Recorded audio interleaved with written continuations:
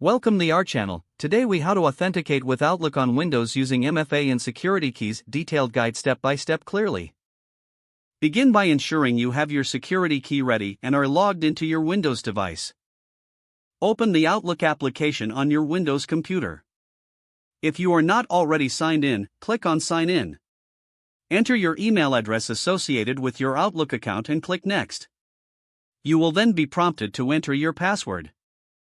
After entering your password, press Sign In. If your account is set up for multi-factor authentication, you will see a prompt for additional verification. Select the option to receive a verification code through your preferred method, such as your Authenticator app or SMS. If you're using a security key, choose the option that mentions using security keys. Insert your security key into a USB port on your computer if it's a USB key. For NFC-enabled security keys, bring the key close to the NFC reader on your device. Follow any on-screen instructions that prompt you to tap or enter your security key. Once the key is recognized, you may be asked to touch the Keys button to confirm your identity. Once verified, Outlook will complete the sign-in process. You should now have full access to your Outlook account. If prompted, configure your security settings to ensure your account stays secure. You can now customize your Outlook settings to suit your preferences. Congratulations, you have successfully authenticated with Outlook on Windows using multi-factor authentication and a security key. If the page does not load, refresh the browser or try again in a private or incognito window.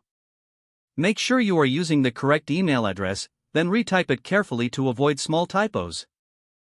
If your password is not accepted, use the reset option and create a new strong password you can remember. Check your spam folder for verification or security emails, then complete any requested confirmation steps. Enable two-factor authentication if available to improve account security and reduce unauthorized access risk. After signing in, review your profile details so your contact information and settings are accurate and current. If you see an error message, note it down and try again after restarting your device and internet connection. Log out when you finish, especially on shared devices, to keep your account and payment information secure. If the page does not load, refresh the browser or try again in a private or incognito window. Make sure you are using the correct email address, then retype it carefully to avoid small typos.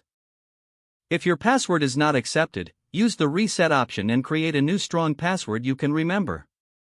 Check your spam folder for verification or security emails, then complete any requested confirmation steps. Enable two-factor authentication if available to improve account security and reduce unauthorized access risk. Don't forget to like this video and subscribe to our channel for more step-by-step tech guides.